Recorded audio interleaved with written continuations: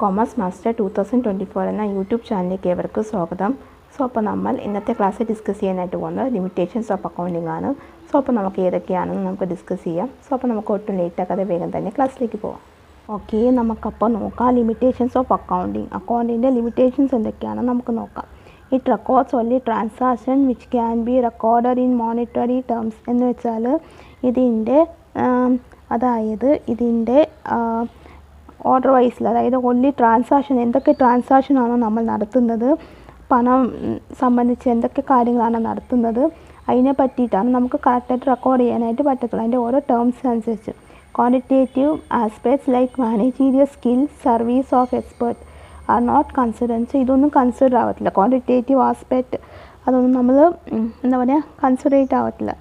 Okay, പിന്നെ വന്നിട്ട് managerial skill, ഓരോരുത്തരുടെ സ്കില്ലൊക്കെ ഒന്നും നമ്മളിൽ റെക്കോർഡ് ചെയ്യത്തില്ല.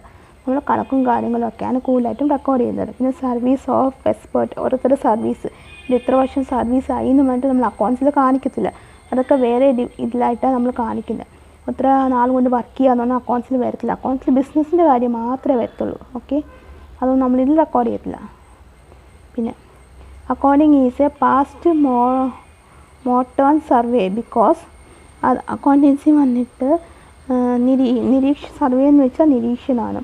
ഇറ്റ്സ് എ പാസ്റ്റ് മോട്ടേൺ ഇതൊക്കെ ആയിട്ട് because it records events as they have taken place from the decision making point of view. Information is needed not only of past but also about the present and future. ഇത് വെച്ചാൽ നമ്മൾ ഓരോ decision make ചെയ്യുന്നാലും അതെല്ലാം അക്കൗണ്ട്സിൽ വരും. ഇപ്പോൾ നമ്മൾ decision എടുക്കുന്നത് എന്തിനാണ്? ബിസിനസ് ഡെവലപ്പ് ചെയ്യാൻ വേണ്ടി. അപ്പോൾ എന്തുകൊണ്ടാണ് നമുക്ക് ഡെവലപ്പ് ചെയ്യുന്നതെന്ന് അതിൽ കാണിക്കണ്ടേ അക്കൗണ്ട്സിൽ? അപ്പോൾ നമ്മൾ അത് ഈച്ച് ആൻഡ് എവറിത്തിങ് നമ്മൾ റെക്കോർഡ് ചെയ്ത് കാണിക്കും.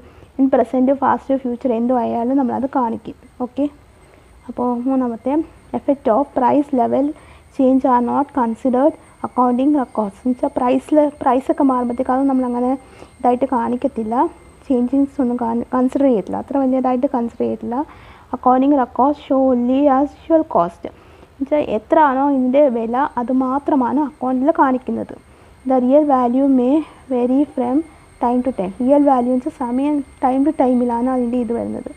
Thus the record cost cash cannot provide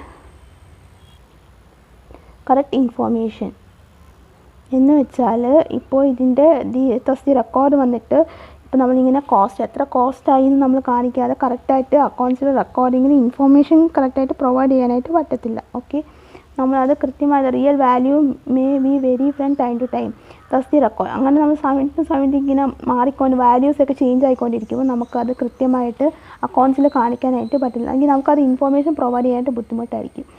കറക്റ്റായിട്ടുള്ളതാണെങ്കിൽ മാത്രമേ നമുക്കത് റെക്കോർഡ് ചെയ്യാൻ പറ്റത്തുള്ളൂ. ഒരു എറേഴ്സും കൂടാതെ അതൊക്കെ മാത്രമേ നമുക്ക് റെക്കോർഡ് ചെയ്യാനായിട്ട് പറ്റത്തുള്ളൂ. ഓക്കെ, അപ്പോൾ നിങ്ങൾക്ക് ഇന്നത്തെ എൻ്റെ ഈ ക്ലാസ് മനസ്സിലായെന്ന് വിചാരിക്കുന്നു. നിങ്ങൾക്ക് എന്തെങ്കിലും ഡൗട്ടോ കാര്യങ്ങളോ ഉണ്ടെങ്കിൽ നിങ്ങൾക്ക് തീർച്ചയായിട്ടും കമൻറ്റ് ബോക്സിൽ ചോദിക്കാവുന്നതാണ്. ഓക്കെ, അപ്പോൾ നിങ്ങൾക്ക് ഇന്നത്തെ എൻ്റെ ഈ ക്ലാസ് ഇഷ്ടമായി എന്ന് വിചാരിക്കുന്നു. നിങ്ങൾക്ക് എന്തെങ്കിലും ഡൗട്ടോ കാര്യങ്ങളോ ഉണ്ടെങ്കിൽ നിങ്ങൾക്ക് തീർച്ചയായിട്ടും കമൻറ്റ് ബോക്സിൽ ചോദിക്കാവുന്നതാണ്. അതിനുള്ള റിപ്ലൈ ഞാൻ തരുന്നതായിരിക്കും. അതുപോലെ തന്നെ നിങ്ങൾക്ക് വേറെ എന്തെങ്കിലും ക്ലാസ്സുകൾ ആവശ്യമുണ്ടെങ്കിൽ അതിൻ്റെ ഇതും നിങ്ങൾക്ക് കമൻറ്റ് ബോക്സിൽ ചോദിക്കാവുന്നതാണ്. അതിന് ഞാൻ റിപ്ലൈ തരുന്നതായിരിക്കും. അതുപോലെ തന്നെ ക്ലാസ്സുകളും അപ്ലോഡ് ചെയ്യുന്നതായിരിക്കും. പിന്നെ നിങ്ങൾ എൻ്റെ സോഷ്യൽ മീഡിയ കൂടെ ഒന്ന് ഫോളോ ചെയ്യുക. അതിൽ ഞാൻ ക്ലാസ്സുകളൊക്കെ അപ്ലോഡ് ചെയ്യുന്നുണ്ട്. അതിൻ്റെ ലിങ്ക് ഞാൻ ഡിസ്ക്രിപ്ഷൻ ബോക്സിലും കമൻറ്റായിട്ട് പിൻ ചെയ്ത് വെച്ചേക്കാം.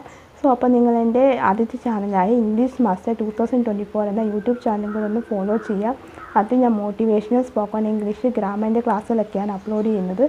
അത് കാണാത്തവരുണ്ടെങ്കിൽ ആ ചാനലും കൂടി ഒന്ന് കണ്ടു നോക്കുക. അത് ഞാൻ ഡിസ്ക്രിപ്ഷൻ ബോക്സിൽ മെൻഷൻ ചെയ്യാം. അതുപോലെ തന്നെ കമൻറ്റായിട്ട് പിൻ ചെയ്ത് വെച്ചേക്കാം.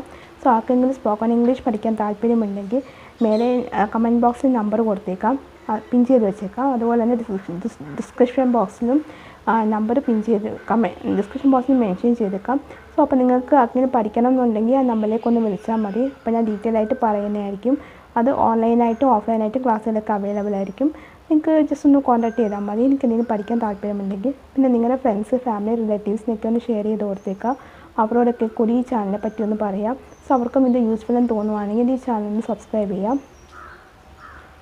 അപ്പം അതുപോലെ തന്നെ എനിക്ക് അത്രയൊക്കെ ഉള്ളൂ. അപ്പോൾ നിങ്ങൾക്ക് ഇന്നത്തെ എൻ്റെ ഈ ക്ലാസ് ഇഷ്ടമായിട്ടുണ്ടെങ്കിൽ നിങ്ങളൊന്ന് ലൈക്ക് ചെയ്യുക, ഷെയർ ചെയ്യുക, അതുപോലെ തന്നെ സബ്സ്ക്രൈബ് ചെയ്യുക. സബ്സ്ക്രൈബ് ചെയ്യുമ്പോൾ തൊട്ടടുത്തായിട്ട് കുഞ്ഞി ബെല്ലൈക്കൺ ഉണ്ടാകും, അതും കൂടി എനേബിൾ ചെയ്ത് വെക്കുക. എന്നാൽ മാത്രമേ ഞാൻ ഫ്യൂച്ചർ വീഡിയോസ് അപ്ലോഡ് ചെയ്യുമ്പോൾ നിങ്ങൾക്ക് നോട്ടിഫിക്കേഷൻ കിട്ടുകയുള്ളൂ. അപ്പോൾ നിങ്ങൾക്ക് എൻ്റെ അടുത്ത ക്ലാസ്സായിട്ട് കാണുന്നത് വരെ എല്ലാവർക്കും ബൈ ബൈ, സി യു.